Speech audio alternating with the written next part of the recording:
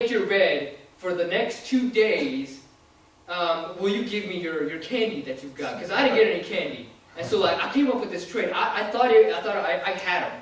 And so now, like I said, my brother wasn't the cleanest at this time. We were really young.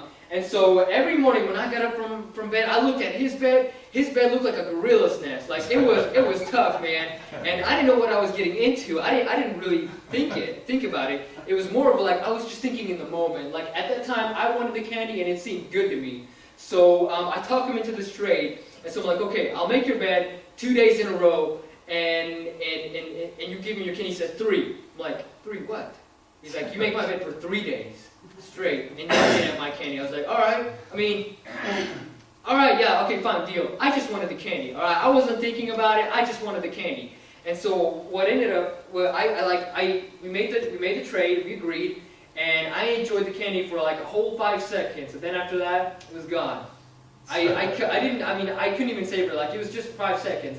But the next morning when I woke up, I'm like, man, not only do I have to get myself ready for school, I have to make my bed, but I gotta make Carlos's bed. Like, this boy had his blankets all over the place. I'm just like, what was I thinking? 3 days of making his bed, I'm gonna go insane. And so it was a bad trade. Like, I didn't think, I enjoyed the candy for 5 seconds, but then I had to make his bed for 3 days straight. No, that's a bad trade. And I didn't think about that. And so that's how Esau and Jacob, they're in a situation like this. And so, well, Esau doesn't fully think about what he's about to do. And so in the next verse, in verse 31, it says that he proposes a trade. And Jacob said, "Sell me this day your birthright." He's like, "Yeah, I'll give you some of this too, Esau, if you sell me your birthright." And look at Esau. Look at his response in verse 32. And Esau said, "Behold, I am at the point to die. And what profit shall this birthright do to me?" He's like, I'm gonna. If I don't eat anything, I'm gonna die. Now this is just a hyperbole. He's not really gonna die. It kind of reminds me of some teenagers. Like, man, I'm so hungry. I could eat a horse. And it just kind of. He's like, he's really not gonna die. He's just kind of exaggerating a little bit. He goes, I'm hungry. But I mean, what's this birthright? What difference is it gonna make? I mean, it's not really gonna affect me in any way. What? It's his birthright. He's gonna inherit like a whole lot of money and even be like the head of the family. And so he entertains this offer. He's just kind of buying into it. And so he should have been like, what? No, being the older brother, he should have been like, give me some of that stew, or I'm gonna punch you in the face, or give me that, or I'm gonna pummel you into the ground. He shouldn't have even entertained this offer. And so, I was the older brother of 5. If my brother and if my siblings, if they had something that I wanted, I would have blackmailed them for it. All right, I would have been like, all right, you better give me this, or I'm gonna tell mom that you broke the window last week. I would have like blackmailed them or something. Esau. He was just kind of buying into this, just like his birthright was nothing. No, that's crazy. Believers need to know that you'll be tempted into trading your doctrinal stance for a church that's bigger because they have a better music program. Right. That's a bad trade. Why would you leave a place where people care about you just because, or go to another church just because they have a better music program? It's a bad trade. No. Believers like you and I, even as Bible college students, sometimes we might be tempted to trade our morning time with the Lord for just a longer time in bed. Like, that's a bad trade. Wouldn't you say that's a bad trade? And if you're here and you're married, you need to know that there might come a time where at your workplace or even at the grocery store, that there might be some lady who might give you attention, or some man that might give you attention, and you might be tempted to trade your marital faithfulness for something that's going to cause a lot of problems. It's a bad trade. And so, as we see, as Esau and Jacob, Esau's not really thinking about this trade. If I can say it this way, he's thinking of more in the moment than he is for the future. He's not really thinking about how it could affect him then and there, or in the future. He's only thinking about right then and there. Esau should have never listened, but why? Why did he listen? Because in the moment, it seemed like a fair trade. See, whenever I traded my little brother, at the moment, it seemed like it was a good idea, but it wasn't. Now, before we get too judgmental about Esau, let's think of some other people who value something more than God. If we look back in the New Testament, in the earlier part of Genesis, Eve, you remember Adam and Eve? Eve, she held more value on a piece of fruit than she did God's instructions. It's bad trade. Bad trade. Though Judas valued 30 pieces of silver more than the Son of God. It's a bad trade. He shouldn't have done that. Mark 8:36 says this, "For what shall it profit a man if he shall gain the whole world and lose his own soul?" That's right. It's not worth it. And so a lot of times in our mind we can have make more of a in the moment decisions, right? That's a lot of teenagers. A lot of teenagers do that. But even as the older you get, you still have that same mentality. You're like, okay, well, this is good for me now. I think I'll just do it now, without even thinking about how it's going to affect us later on. And we don't think about that. Esau says, I'm at the point to die. He wanted what seemed good at the time, but he didn't know that he was trading his future away for just a bowl of stew. He wasn't thinking about how this could affect him later on. See, he had potential, but he took it for granted. See, like you and I, you're often given opportunities, abilities, and sometimes it's easy for us to take them for granted.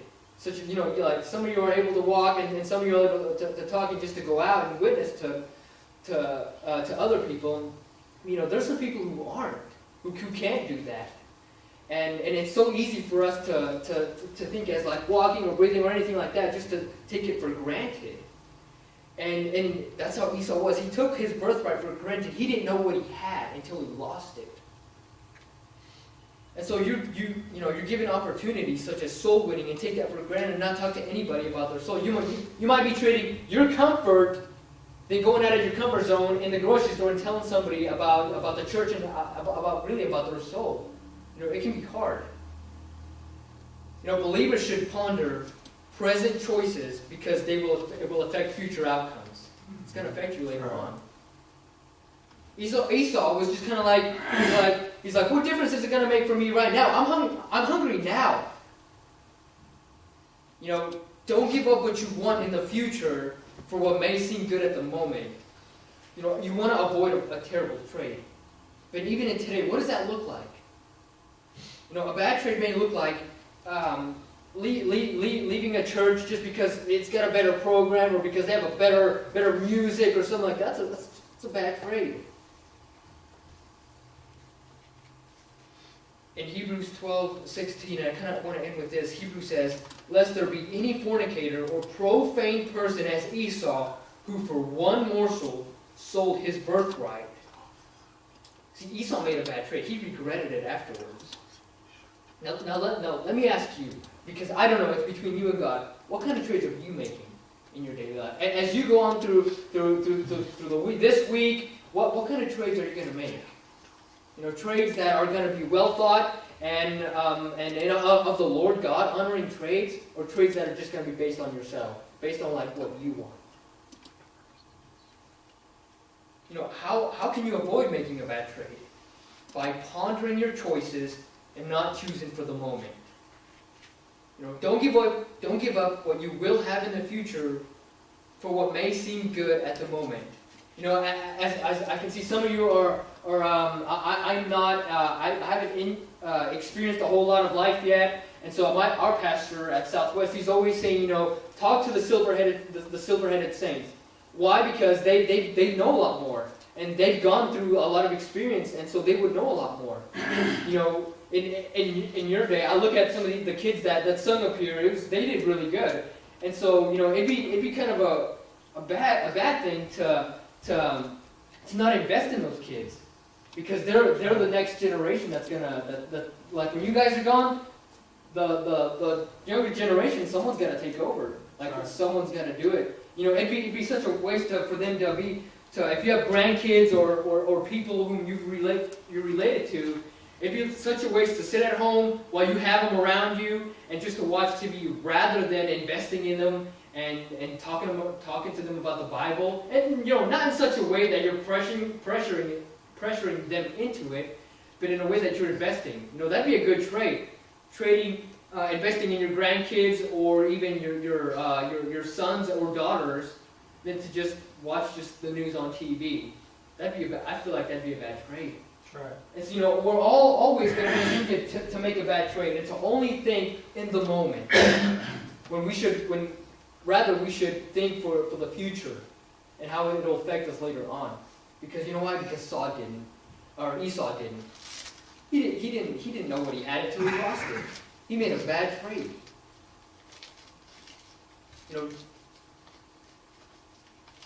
Don't just make in-the-moment choices because they can affect you.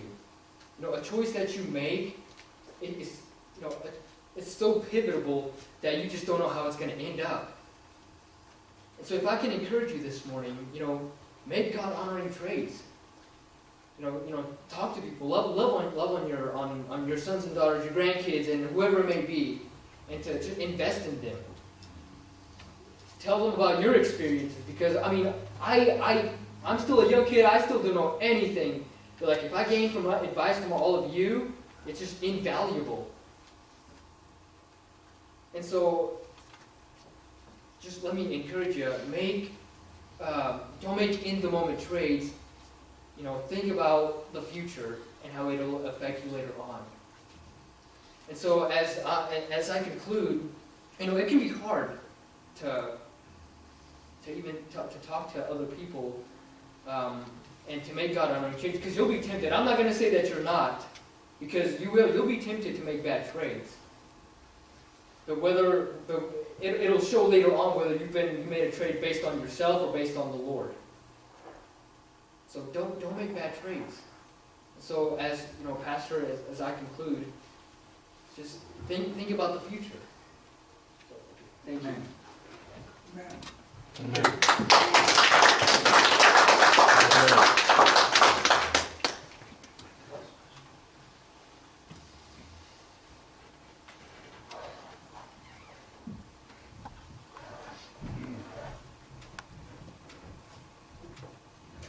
On page number 279, and we'll refer to this as a good trade, trading your sinful condition for the Savior. Amen, for salvation in your life. 279, if you're tired of the load of your sin, let Jesus come into your heart. So let's stand as we sing, please. If you are tired of the load of your sin, let Jesus come into your heart. If you desire your life to begin, let Jesus come into your heart. Just now you're down to home. Just now rejected no more.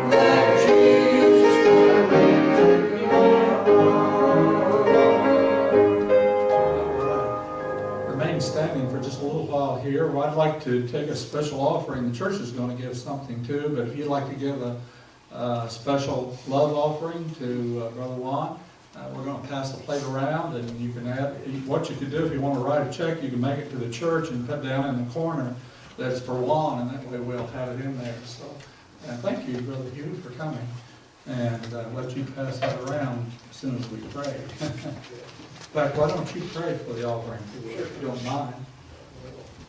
Dear Heavenly Father, I just thank you so much for the message that I received today, and hopefully everybody else did. That dear Lord presented to Juan to give to us is some things. Sometimes I know I do in my life. I need to be convicted of what's going on around me, and I just. The message that was presented today by Juan, dear Lord, it hit close to home. So I just thank you so much for that, because I need help all the time, every day in my life. And I just thank you so much for young men like this. And Juan's graduating this year, and I think he's had to go out and find a job as a preacher, and he's going to, some church is really going to be happy to have him as a preacher. I just thank you for the love you give us. Bless this offering to give the one, and that he to be used for his benefit. Yes. In the Lord Jesus' holy name I pray. And all God's people said, Amen. Amen.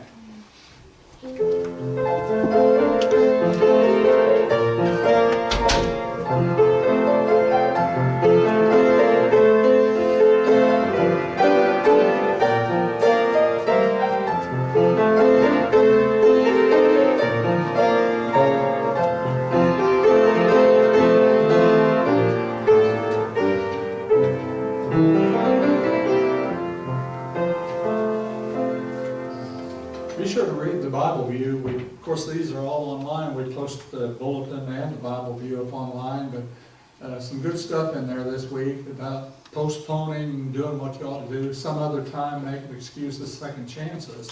See what God says about that. So, any testimonies this morning before we close? Anybody like to say something? It's when it gets real quiet. I just say appreciate Juan and the fellows coming over. Yes, I remember those Bible college days in which you didn't know what's going to happen, you didn't know where you're going to go with your life, and at the same time, looking back, God has been a real blessing in our life. And, we've had wonderful opportunities, and God has blessed and raised our families all in church somewhere today, scattered across the country. And it's such a blessing. And good message this morning, and enjoy it very much, and realize that we all make good and bad choices. It'd be nice if we'd all make always good choices. Yes.